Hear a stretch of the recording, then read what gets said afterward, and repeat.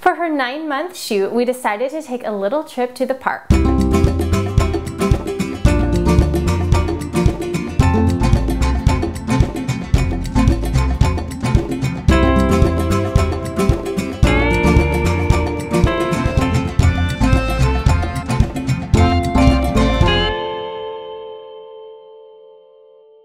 I know I say this every time, but I am so excited to share this shoot with you. Piper is getting so big. She has one little tooth and she's starting to walk around, which is absolutely crazy, but it's so much fun. For this shoot, I'm going to be breaking out my telephoto lens. I'll also be going into a little bit more depth about shutter speeds, and we're also going to discover and play with one of my all-time favorite light sources, which is backlight. Before we get into the shoot, I just want to talk a little bit about shutter speeds. When you click the button to take a picture, the shutter opens. So the amount of time that it is open to capture the photograph is the shutter speed. Most shutter speeds that you will be shooting with will be 1 over a number, because it's basically a fraction of a second.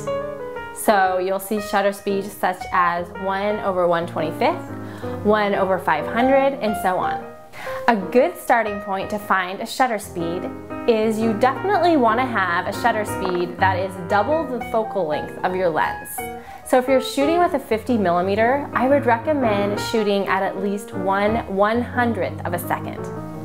If you're shooting at a shutter speed that is too slow, you'll get a lot of camera movement and you just won't be able to capture that crisp, really in-focus image.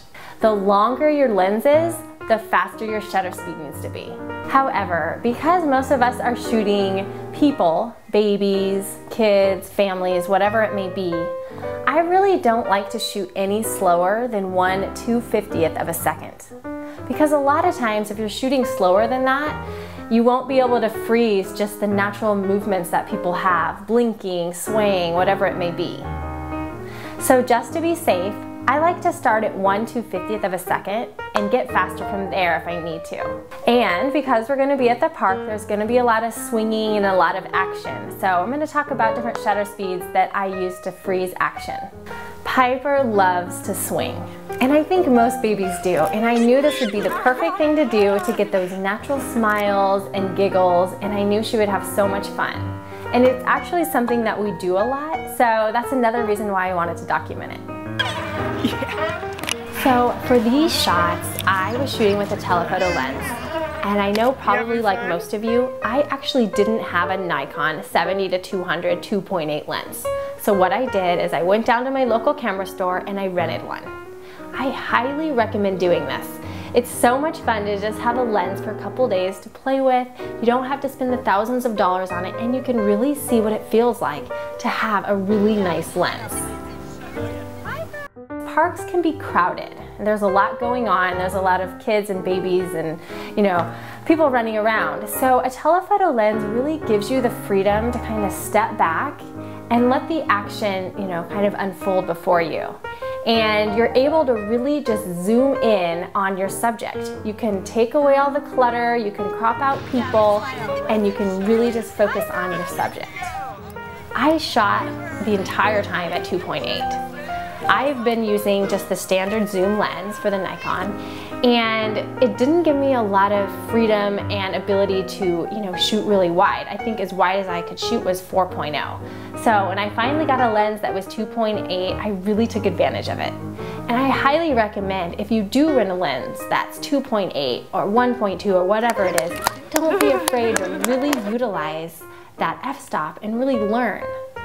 I know it can be scary to all of a sudden be shooting at 1.8 or 2.8 if you're not used to it, but that's how you learn, and you'll really start to see how much it affects the image. My shutter speed for this swinging series was coming in at 1/1600th of a second. That is so incredibly fast. I know she's not swinging any faster than that.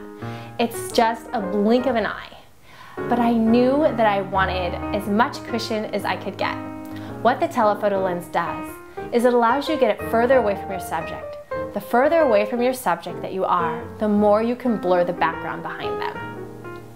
Another little trick that I do when I'm shooting motion, for instance, when Piper was swinging back and forth, what I try to do is I try to mimic it with my body in the camera. So as she's moving forward and backward, I'm doing the same thing with the camera.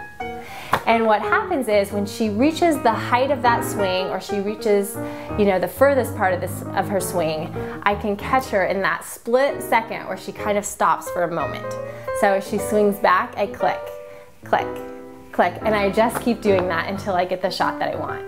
Another reason I was loving the telephoto for this particular shoot was the further back you can get from, you know, kind of the action that's happening, the smaller that action gets. So as I stood back, you know, the swinging motion got smaller. Even though she was still moving, I was still getting the smiles and the giggles, but it wasn't, you know, the movement wasn't so great that it was hard to capture. So for these slide shots, this was the first time that Piper was actually on a slide, and we thought, oh, she's gonna love this. You know, she's gonna be screaming and laughing, it's gonna be the best picture. She wasn't actually that fond of it. So I got a few shots of them coming down. I was still shooting at 1/1600th of a second at 2.8. You know, so I was able to freeze that action of them coming down the slide. I didn't get that many shots of them, but I wanted to show you one that we did get.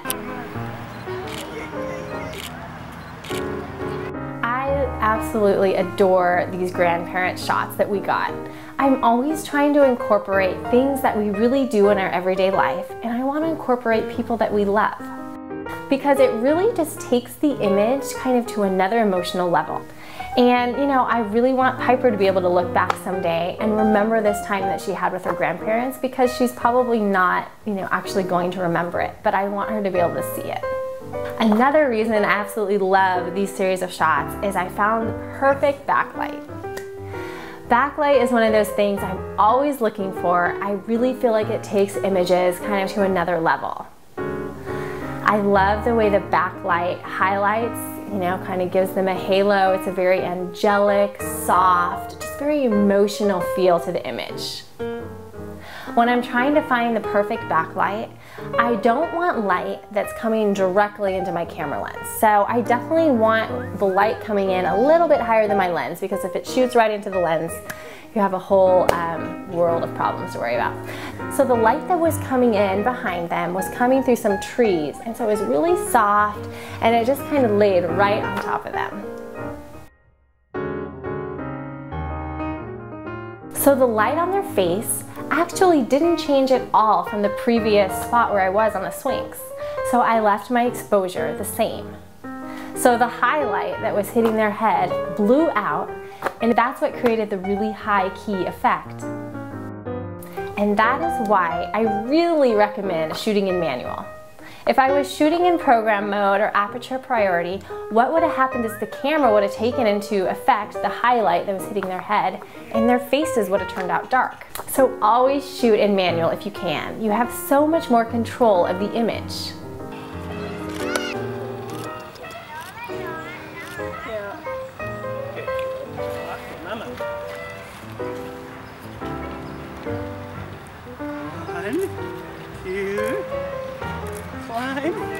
Bring some things that they love to play with to the park. Piper loves this walker, so I thought this would be a great thing to bring to just let her play with. I knew there would be big smiles, and I also knew that there would be a lot of motion. For these shots, I was shooting in nice, beautiful open shade. It was light and bright, and I had plenty of room to capture the motion of her moving.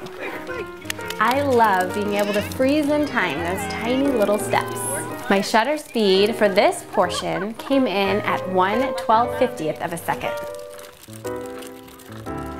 There's nothing like a park bench to get a perfect portrait of daddy and daughter, and that's actually one of the reasons that I picked this park, is I knew there would be tons of things to utilize in the photos. There were benches and logs and swings and pathways, and I just wanted to make it easy on myself. So do yourself a favor, when you're picking a spot to do a shoot, make sure there's a variety of things that you can utilize.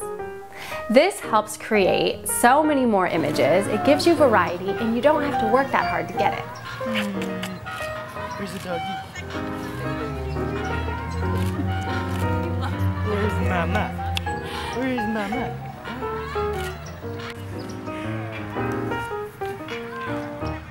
Camera straight. So it's probably almost guaranteed that at some point, your cute, tiny little subject will start getting tired, hungry, cranky, whatever it may be. So when my subject starts doing this, what I like to do is I want to give them something to have in their hands. I saw this huge tree and tons of leaves on the ground, and I know Piper is absolutely just enamored with leaves. She just loves them to death. So I knew if I set her down in those leaves and just let her play with them, just kind of let her go. Let her look at them, hold them in her hand, and I was able to step back. Oh, good girl. So when you do this, you're not going to get as many shots of them looking right into the camera, but that's okay. You don't want every shot to be them looking into the camera. You almost fell over. As you can see, our pet octopus from the 6-month shoot has now been traded in for a dog with one eye. But hey, whatever makes her smile. I was still shooting in that beautiful open shade, and this park was absolutely full of it. If you're wanting to learn more about how to find that perfect open shade, be sure to watch Piper's 6-month video. All babies love to move, and Piper's no exception. So for this next shot, I thought it would be fun to have Mark hold Piper over his shoulder, and he was gonna take a little jog with her. But she was gonna be looking back towards me. But what I decided to make it easier on myself, instead of trying to capture her moving away from me, I actually ran along behind them. So we still got the laughing and the effect of the motion of them running. But I was actually running too, so it was a lot easier to focus on her. So for these running shots, I knew that I really wasn't ready to put back on the telephoto lens. It would have been really hard to run and have a 70 to 200 lens and try to focus and all of that. So I did stick with having a wider angle and really kind of giving myself a little bit more of a cushion. I found that it was actually easier to focus on her while I was running than to try to focus on a moving subject. And I know that sounds like it might be a little bit difficult, but it actually really made her laugh too, because I was kind of chasing them. And so it just created some really fun images. So when I was running after her, my exposures were coming at about 1/800th of a second, and I was shooting anywhere from 32 to 40 millimeters. So these next field shots, I was able to find some more backlight, and it's definitely a different quality of backlight than I had found previously. So this backlight, the sun was a little bit lower, so it was coming into my lens a little bit more.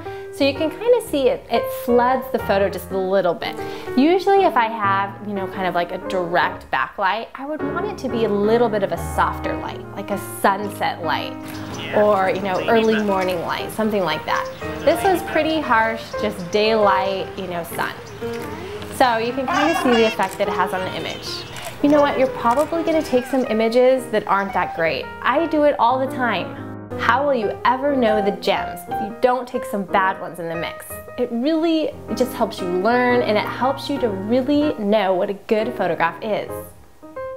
Definitely breaking the rules with this shot, all the way. Usually, if I'm going to have a direct sunlight, kind of highlighting someone from behind, I'm gonna want it to be a softer light, like a sunset or something maybe early in the morning. But this was, really just daylight. The sun it was probably like 4 or 5 o'clock.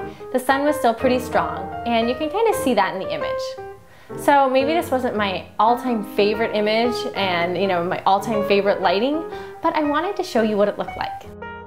And we ended with just a really sweet shot of Piper walking between her grandparents, holding their hands, and she can't quite walk on her own yet. She loves to hold somebody's hands and walk, and I really thought it would be the perfect way to end the shoot.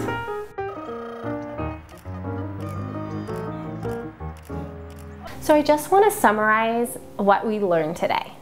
So we talked a lot about the telephoto lens. What makes them so great and useful?